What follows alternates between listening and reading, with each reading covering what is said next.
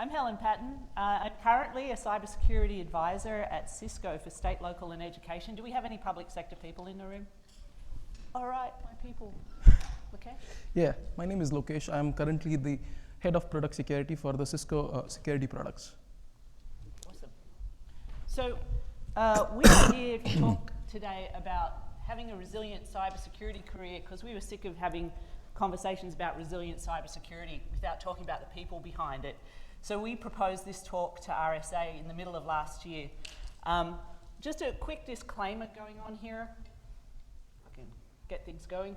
The disclaimer. I'm also going to add to this disclaimer that the things we're going to talk about today does not seem to be specific to any particular company. And since we're both here from Cisco, you're going to hear some of our stories, our personal stories, but these stories are not limited to Cisco. So I just wanted to caveat that as well.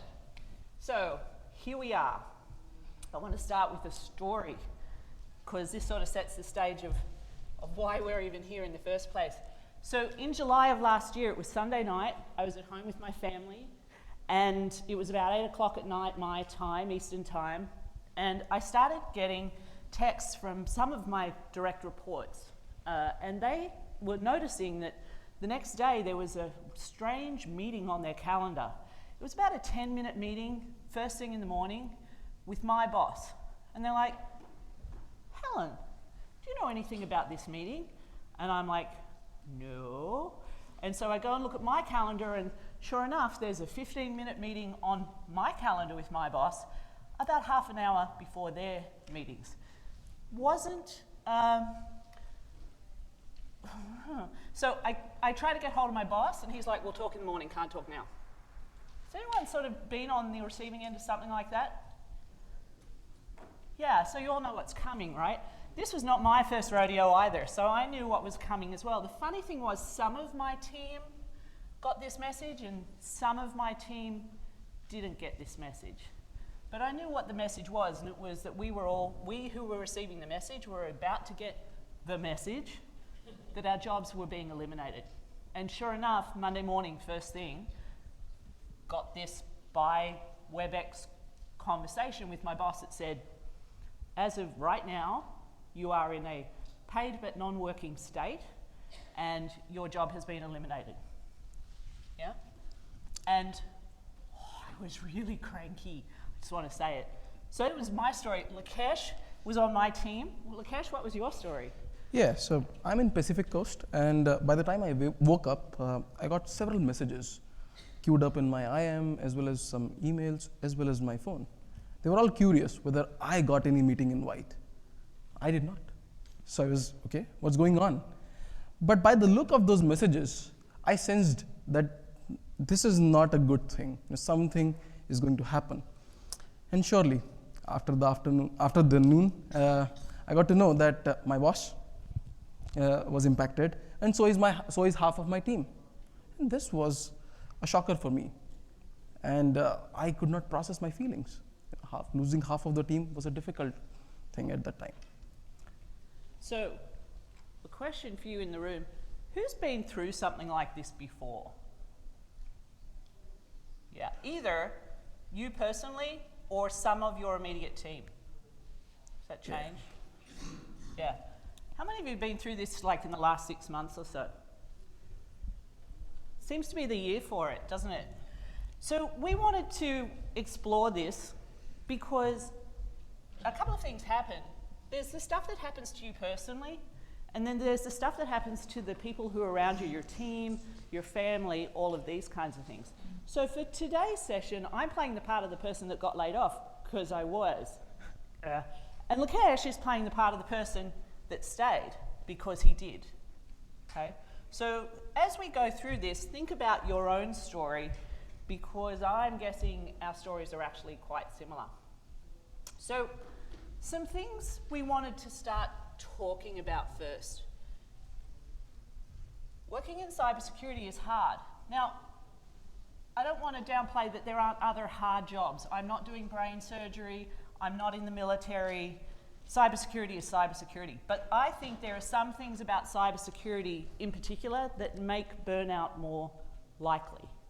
And we're going to talk about some of those things. So what does burnout actually feel like? So burnout does not come in one shape or form. It comes in variety. You start feeling lack of energy towards your work. You may lose your ideas. Earlier you were getting so many ideas. Now you're slowly you are not getting those many ideas. You don't feel empathy towards your customers or maybe towards your team or stakeholders. You feel disinterested. You feel disengaged. In fact, you will feel that you have less tolerance for BS. See, these are all the signs that I have experienced how burnout feels like. Have you experienced something similar? Were there any other signs that you noticed? If you want to yell it out, feel free to yell it out. Anyone? Yeah, go ahead. Physical pain. Physical pain. Yeah, you feel it physically, for sure.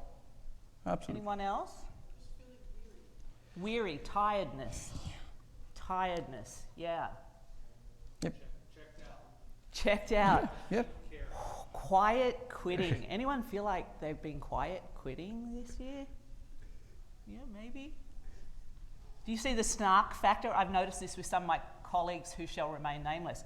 Your snark factor goes through the roof. Yeah. I've got 0 Fs to give meter goes way high. Yeah, absolutely. All right. So here's the thing. Sometimes being in security makes this worse. Why? We deal with some weird stuff in security that other people don't have to deal with. And you can see some of those things up here. One of the biggest things I've found is that we in security use words that other people also use, but they think it means something different to what we think it means. Even the word security, which you would think everyone understands what we mean by security, non-security people don't think of security the way we think of security. So we spend our entire day translating for these people. Can you tell I'm a little annoyed at these people today? My personal snark factor is really high. Especially when you work with people who work in security or around security but don't do security. They don't know what it's like to do security, even if they may sell it, even if they may market it, even if they may talk about it, even if they may run a company full of people who do security. Unless they've been in the shoes of people who are operationally defending an organization or operationally attacking an organization, it's really hard for them to understand what security is. It means things to them like resilience. We've heard this word. I know you've heard this word, right? But it's not quite the same thing. So when other people don't understand security, it means you have to work harder. So going back to that energy question, when you're already feeling depleted and you've got to show up again and talk about patching or vulnerability management or identity management or management again, it kills you, right? Other people don't have to deal with this. When we talk about finance or accounting or law or medicine or veterinary or dog walking or whatever, people understand what that is. But security hasn't been around quite long enough for there to be a common understanding of security. That makes our jobs harder. I am not going to say AI except for right now. AI, changing technology, is a thing. You've got to stay on top of it. It's a problem. Here's the other big problem. I'll put it bookend it. We in security tend to worry about things that can happen because we know it can happen. Non-security people, we know, have other priorities, fine, but they've also got a time bias. And it goes like this. Yeah, Helen, that could happen, but not today. Not today. And today, I've got something more important, right? And every day it's, yeah, Helen, but not today, not today, not today. Shit, it happened today. And guess who has to clean up the not today? We have to clean up not today, right? So we have these environmental factors that are unique to security, and that's sort of a problem for us. Yeah, but then we've also got the problems within ourselves, like the whole security industry, the people we always chase the complex problems. And that's the reason why we chose security in the first place. In fact, I found out that security is one of those disciplines where we don't have clear boundaries. You can apply security in anything and everything that a business does. So we're always looking out for opportunities how we can up the security in any particular phase. Our own hacker mindset, that's the mindset that made us better, that makes us better day in, day out, it also adds to the misery. We're always chasing, okay, this can happen, that can happen, and those kind of things, they all compound. And that's where we get to our own security inflicted pressure. These all things, apart from the other things that Helen talked about, those were the climate, environmental things, they also add to the burnout. We don't just admire the dumpster fire, we jump in it. And then light another one. Absolutely. So now we talked about security specifically. Let's talk about other environmental factors just within the company. For example, in this rapidly changing world, we always see acquisitions. Companies are acquiring different companies, getting acquired, and this acquisition, the mergers and acquisition it plays a role in the culture. The moment we get acquired or someone acquires us, there is a change in the culture. Reorgs, those have become a norm of making things better. However, they impact on the process or the people. You were working with a stakeholder yesterday who were in charge of a particular thing, identities, and now no more. Someone else is in charge. So you have to start making your capital with that person, with that team. In fact, the people, so for example, we were in the same team and now Helen got impacted. Yeah. Now again, I have to work with the smaller team and on the same mission. So layoffs impact us a lot. The turnover, constantly the technology is changing, the skills are changing, and the tools. We are always chasing the shiny, glittery tool. And those all things, they add up. Whenever we talk about security, we talk about the people, process, and technology. This people process paradigm, they add to the churn. They add to the burnout. Even though, so to sum up this slide, even these are all the elements of management culture. Even the best management culture, they also have these elements lying there. So these are not pointing fingers at those managements. Oh, if you have reorg, you don't have a good management culture. You have a good management culture. However, these all elements, they are causing that people process weariness within the security community. I would also add, I think a lot of us in security join security because we like that things change, right? We don't like being bored. We want something new. But when you're dealing with this kind of stuff, the change happens, one, super fast, and two, in ways that are outside of your control. It's not like that you're choosing to now go and deal with a new manager. You just have to go deal with a new manager or a new partner or a new head of business or whatever the situation is. And that lack of control is all, I don't know about you all, but I'm a control freak. It's one of the reasons I like security. This drives me a little nuts, right? It's something to think about. Let's see if I can get the next slide. There we go. So, one of the things that happens is when you deal with something that is difficult, and we've been talking about layoffs a lot, but it can also be things like you ask for budget and you don't get it. You ask for head count and it doesn't arrive. You told them this thing was going to blow up and they didn't listen, and sure shit, it blew up, and now you're dealing with it, and your team's the one that's doing the extra hours to deal with this issue. These kinds of things, you go through a bit of an emotional roller coaster. So for me, at first, I was angry. I was ticked. I was ticked at everybody. I was ticked at me. I was ticked at my husband. I was ticked at my damn dog. I was mad at everybody. But also there was a little bit of, why me? Right? this happens. Why me? Why me and not that other idiot on the other team that should have got laid off because they're worse than me, but I was the one that got laid off? Like, so angry. What about you, Lakesh? So I was on the other side. I wasn't thinking about Lakesh, by the way. He was not the idiot I was talking about. so let's be clear. But I was going through a different emotion. I was thinking, why not me? They were better who were laid off. I had that guilt that, I know people who are better than me and they are on this list. Why not me?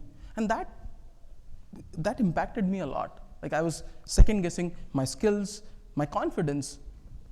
It dipped because of that. In fact, those are the moments where I was not able to think about anything. So you were angry, I had no idea. Yeah, it was great. All the way around, the whole team's productivity went, which led to disengagement. Yes. So when I said I had no idea, this is the company that I admired. I loved the vision, mission, everything. And slowly I was finding myself into, I don't want to talk to anyone. I was disengaged. I did not want to hear anyone. I did not want to share anything with anyone. And I was just in my own shell. And that is the company that I loved. And I still love. For me, on the other hand, okay, so the company all went, already, right? There was the option of coming back into the company, and ultimately that's what happened, which is why both of us are still from Cisco. But as I was processing that change, there was also a question of, well, screw security. I'm done with security. I'm going to go do something else. I'm going to go do underwater basket weaving and lay in the sun and drink a Mai Tai and whatever, and I'm good, damn it. So yeah, there was definitely disengagement from the industry as well, and I think we may have seen people who, once they were laid off or had a really difficult job for a while, went, you know what, I'm out of this thing and I'm done. I'm guessing, because you're all here, that you haven't made that choice yet. Hopefully, I'm not suggesting that's a good choice to make. We want you here, by the way. But it is a thought that goes through your head. And one of the reasons is your ego gets hurt. Your ego gets hurt. Even though you know you've done a good job, even though people around you and outside of the immediate team tell you that you add value and all of those things, your ego is really challenged. So for me, one of those things that I had to overcome as I was reconsidering another role at Cisco, weird things to your ego, right? So one part of Cisco said, see you later, Helen. And the other went, we heard your job was eliminated, come work for us. And I was like, imposter syndrome, but also, do I like this company enough that I want to stay? Do I come back? If I come back, is my reputation as being laid off over here going to impact me over there? Like, really sort of interesting ego questions. Right. And I was just talking about my confidence getting shattered. And even my ego was hurt. I had pride in my team. I had pride in my work. I was always I had the feeling, and I'm calling it as a feeling. I know the data is also there that, in security we have negative unemployment. But then that feeling got shattered. So my pride got hurt. The same thing which I was proud of everything that I was telling my family and friends that I work in security, that got hurt. The other thing with this time, this was not the first time I have experienced layoff either. In the previous times when my team members got laid off, I was in an individual contributor capacity. This time, the role evolved. Now I am a manager. Now I am a team leader. And that changed the way I processed this feeling. So the first few hours, I was disengaged, disinterested, and also kind of processing my guilt. But soon I realized that I have a team, and they had questions. They were asking about, what's happening? What's going to happen to us? Are we safe? And I realized at that moment that I'm no longer an IC. I have to take care of my team. Did I have any extra information apart from what has been shared? No. So I decided to be authentic. I was there. I shared my pain with them. I shared my anger with them, and I listened to them. We could not get to any solution. They did not need any solution either. They just wanted someone to listen to them. And that's what I changed. And that's what the leader in me, within me brought more out of it. By the way, if you're seeing this from the outside in, you can see leadership when you see people who are still in a company trying to find jobs for the people who are no longer in a company, right? It's the leaders who ignore the fact that you've got now a team that are floating out there trying to find themselves a new job and they do nothing to help. That's not leadership, right? So, by the way, if you're in a company where you've got leaders that act like that, consider a change, because that would be a good thing to consider. And I need to work out. But before we move on, Helen, you were also a leader at this time. Yeah. You know, so how was your reaction? To be honest, who here runs a team? Who's got people reporting to them? Yeah, a number of you. How many of you been through a layoff situation where you and your team have been whacked? Like me. Welcome to the club. We now have scars on back, right? Yeah, the challenge for me, I felt bad for my team. I felt like I'd let my team down. Like maybe because I wasn't good enough, they got, right? So there was the guilt of me and my own role and the things I was worried about, but there was also the, what could I have done differently to better protect those team members? So that's hard to deal with too. So part of my role when this happened was to worry less about me and to be more concerned about getting those folks jobs as fast as I can. And I'm sorry to say that I still have people who reported to me in July that are still looking for another role, right? Because times are tough. So that's the doom and gloom portion of the session. Yay! So now we're going to talk about, well, what can you do, right? Dun, dun, dun. I can do. And it hates me. And my mouse went boink. Okay, the first thing is, and as we talk about this, think about this for yourself. Why do you do security? Why security? When I was back in a previous role, I had a leadership coach who said, you've got to be able to articulate to your team and to your stakeholders and to your potential new managers and new hires why you do security. For me, remember, I'm a control freak. I like things to be predictable. I like things to work as expected. I'm a checklist person. I don't know about you all, but I start my day with a checklist, and if I haven't checked off my checklist by the end of the day, I feel like I haven't got shit done. I'm one of those people. Vanilla ice cream is my why. I am here on a mission to make sure security shit doesn't happen to you so that your day can be predictable, because that's valuable to me, right? Lakesh, what's your why? So from the time I have known computers, I was always interested in security. And the time when it came to choose, what in security, because security is like an ocean. To choose a path, I chose the defensive path, to be in a blue team. Because then my girlfriend, now my wife, she was already doing red teaming. So it was a clear decision that I have to be on the defensive path, because I did not want one more reason to fight at home. So that's where I decided, let me go into product security. And let's take a step back, like why we are here. We are here to talk about resilience. Resilience is to face the feelings and then build the skills towards that, confronting those situations skillfully. So how it ties back to our talk. So we talked about why we both are in security. That also gave you moments to think about why you chose security in the first place. Now let's talk about one more concept, anchoring. So anchor is something that energizes you to be in your job, to come back to your job day in, day out. This is something that everybody has, even though you have never thought about it. If you have never thought about it, there must be things that are in your mind that keeps you going back to the same problem, same role, same job again and again. These are the things that you find typically when you ask yourself why. Why I'm doing this? And there may be several reasons. These are few questions that you can ask yourself, and then you'll be able to come up objectively why you are here, and so on. To me, I shared with you security was my passion. Then came like why I'm here, like why in California. So a little bit of backstory. I grew up in India, did my bachelor's there, worked there, and then for master's I came to the Boston, to the US. There I studied cybersecurity. The 2 years in Boston made me realize that my body is not made for cold weather. You know, the snow and blizzards, no, not my thing. And that's where I decided that I have to move to a warmer climate, and California became my destination.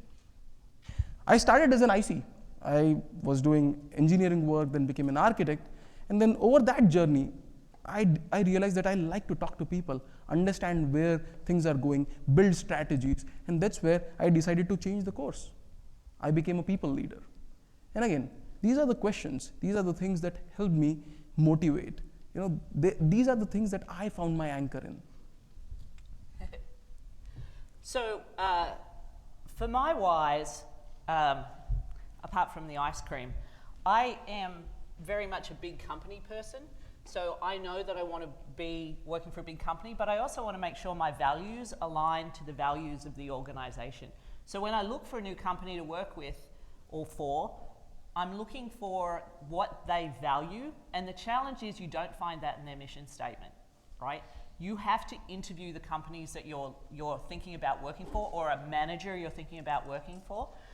Now, I will tell you, don't follow my career path, because I choose really great companies and I choose really great managers, and then some organizational change management thing happens and the company value changes and my manager changes and my whole job changes. So don't do that, but do understand yourself, right? As you think about that, one of the tools that you can do is this stoic thing called memento mori, which is sort of, I'm going to bastardize this, so if there are any stoic philosophers in the room, I'm going to apologize now. Think about the worst thing that can happen to your job professionally. What's the worst thing that can happen? And then plan for that to limit the blast radius of that event, right? So in this case, we were talking about what happens if you're laid off. Well, okay, now I've experienced it. But what can you do ahead of time to prepare to make sure that when that happens, you're as ready as you can be? You're never going to be completely ready, right? But you're as ready as you can be. So some of the things, you know, do you have a savings pool? Do you have a financial advisor who can help you ahead of time work out where you'd get money if all of a sudden you didn't have an income? Probably worth doing. Do you have good networks? And we're going to talk about networks a lot. Do you have good network of people who are going to have your back to cry with you when you need to cry, but also help you find the next thing? Do you have that already? Do you have the training in place? One of the reasons that we come to places like RSA, frankly, is to stay on top of our skills and the current industry trends. That is a way of limiting the blast radius, because if you get really comfy in your job, you really love your job, I hope you really love your job, but if all you do is that job and you keep your head down, you don't see what's happening in the industry, you will be popped somewhere along the line and it's going to hurt. So you've got to start thinking about how do you stay on top of your security. Yeah, in fact, how do you stay on top of security? One of the ways that I have found myself is interviews. So even though you're not looking at for a new role, just go out in the world and interview. You know, this gives you confidence that you feel better, and also you are testing the waters, what's out there. In fact, how people say, some people say that the best time to find a new job is when you have a job. So yeah. So here's the other thing. Basic healthcare is really important. And I say this, like, do as I say, not as I do, right?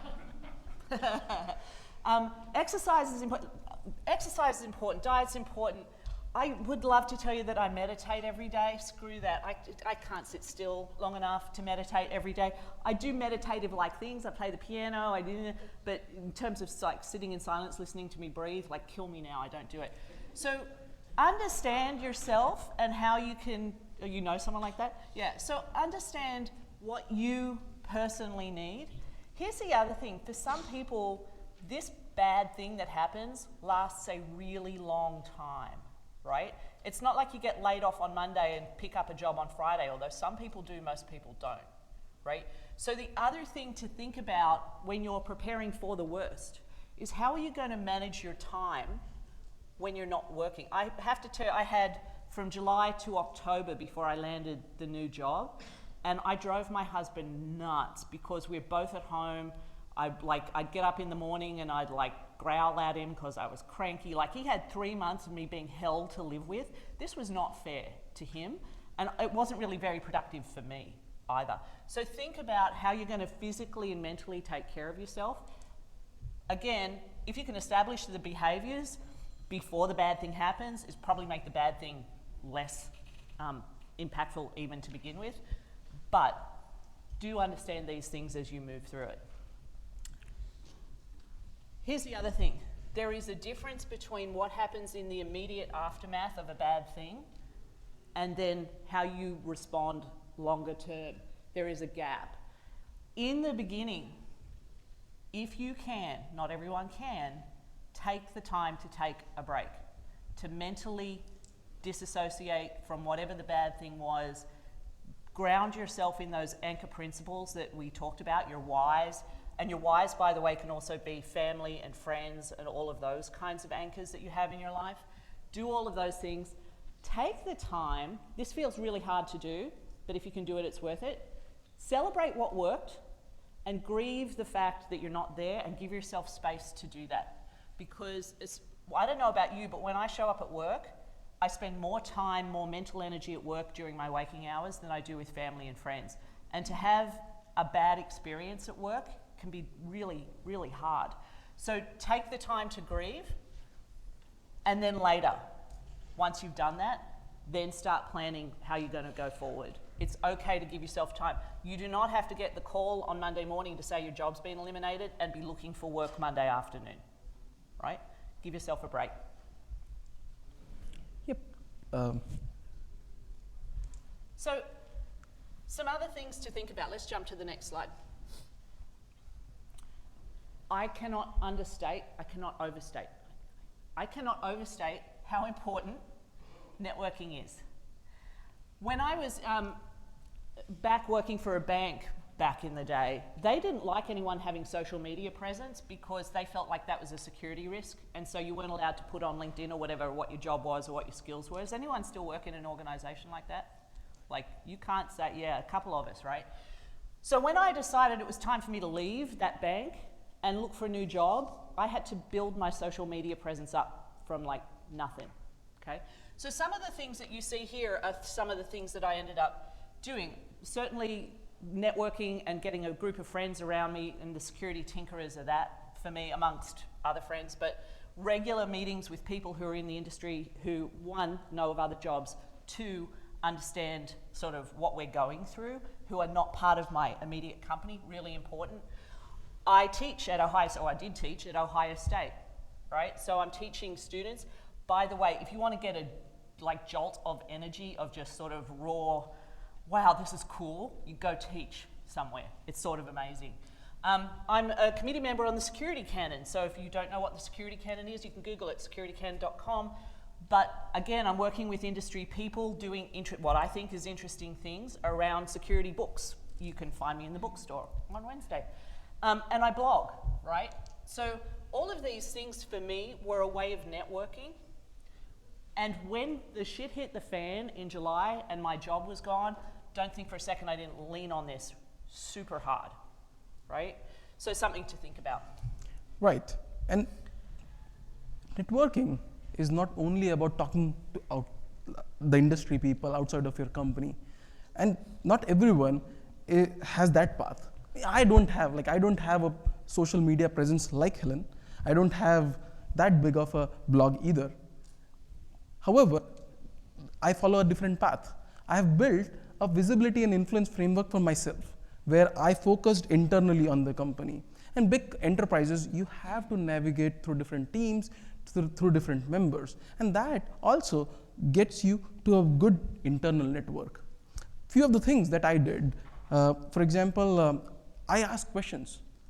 So whenever there is an all hands, there's a big team meeting, I always ask questions. And the hack is, before asking question, always introduce yourself. So now I'm making myself visible in front of the rest of the team members, broader team members, 1,000, 2,000 people, with my name and my designation. So even if 5 people will remember my name and my designation, it will help me work with them better the next time I'm talking to them. He also asked really intelligent questions, by the way, let's caveat that. Like putting your name in front of a stupid question isn't going to help your reputation. Just throwing that out there. Lakesh doesn't do that. Then something, again, you have to think about human philosophy and psychology. So always appreciate the work that people are doing for you. Now that will help you two things. One, you are building your gratitude muscle. You are saying thanks. The second is when you are sending an email to the other manager thanking their team member, you are actually building a network, building a connection with the manager. And they may be your future managers. So now you have already set up that path. You are already paving that path.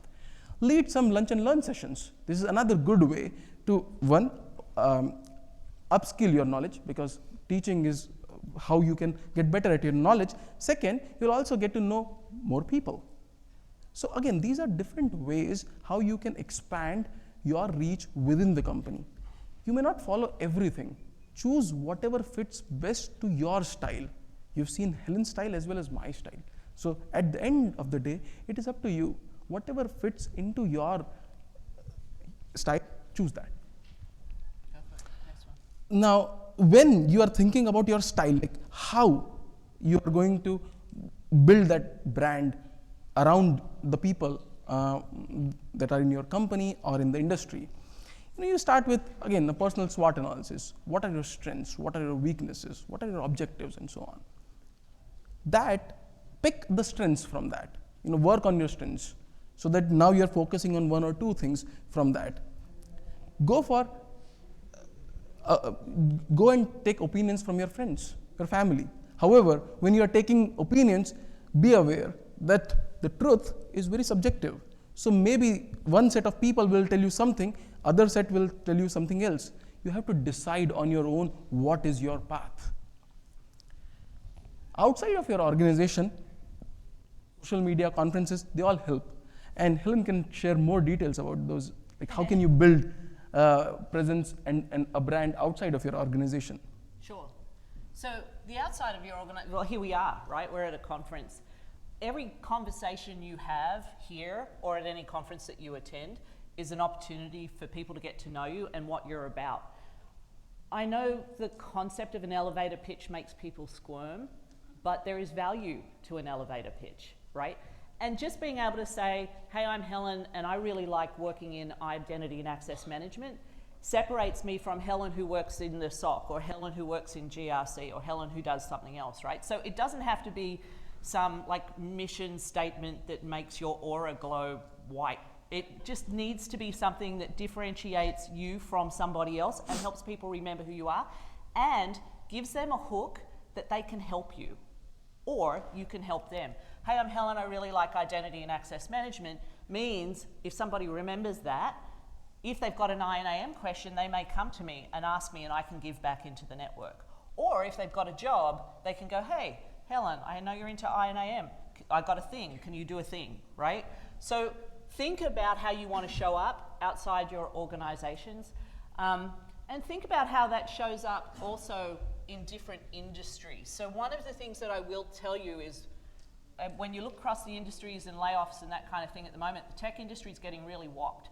But not every industry is getting hit really hard right now. The good news about security is that you can do security in any industry, right?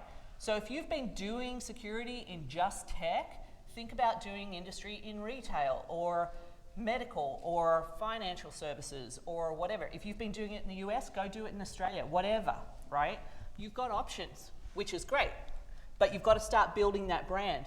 And it means showing up in those spaces. So if you want to do something in Australia, go find out about what it's like to do security in Australia. By the way, they're hiring all over the place. Just saying, if you want to move to the other side of the planet, now's your opportunity.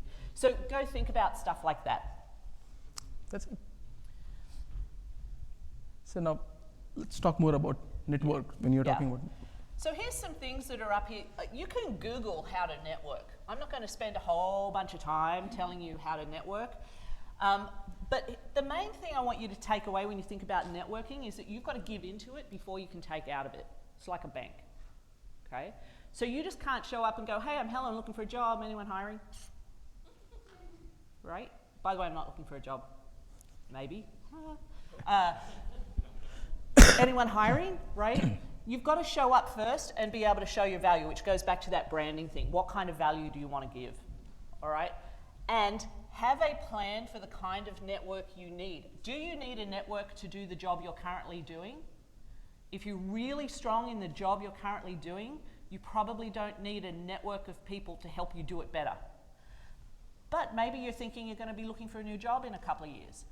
Now is the time to build the network of people who are going to help you learn that new job, right? So don't think just about the network you need today. Think about the network you're going to need tomorrow. I'm hoping, by the way, that I'm going to retire sometime in the next decade. Now is a great time for me to be working with people who've retired, go figure, because I'm old. So my network is not going to look like somebody who's doing a startup, right? So think about what's your network. Who do you have today? Let's go to the next slide. Who's in that network, right? It's not just a group of friends, although there is a place for a group of friends. And it's not just a group of ex-co-workers who know who you are and really enjoy spending time with you. All fine. But you've got to be a little intentional, right? A lot of us will have a coach. Is anyone here a coach? Is anyone here a coach?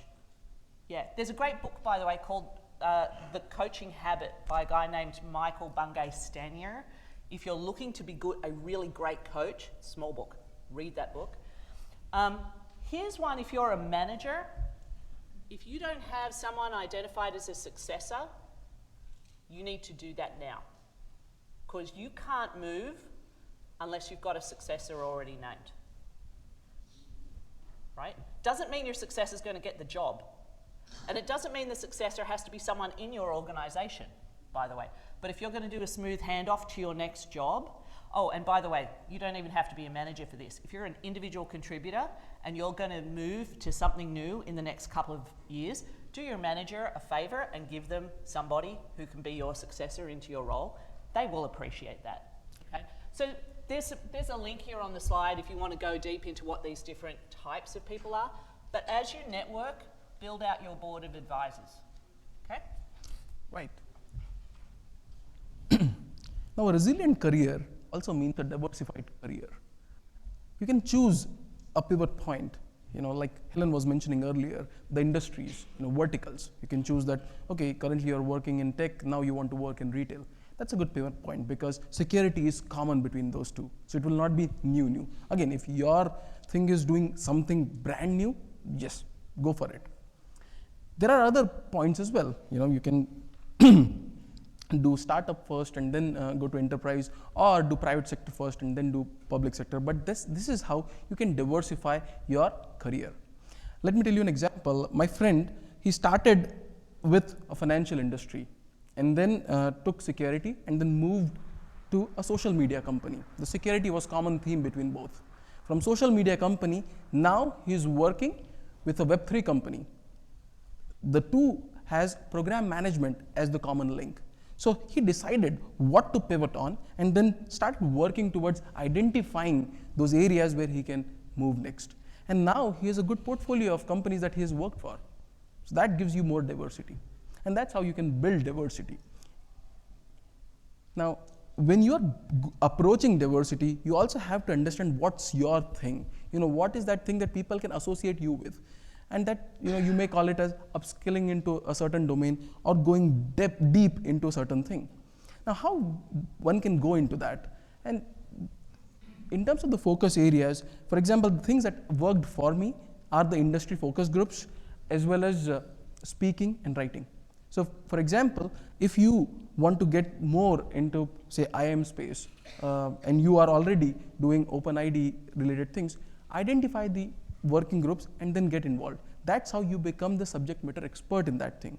If you're already thinking that, oh, I'm the expert here and I want to share my knowledge, conferences are a big deal. You don't have to start at the biggest conference first. You can start with the local meetup and then work your way up. If speaking is not your thing, writing is your thing, then start a small blog. Don't worry about what people are going to say. There is a thing that says, make in public, where you're building in public, you're not only sharing your success with the industry, you're also sharing your failure with industry, and that is a mark of an expert. So these are the areas where if you want to go depth, then you focus on these things. Again, pick your own game, the way you have decided what you want to work on.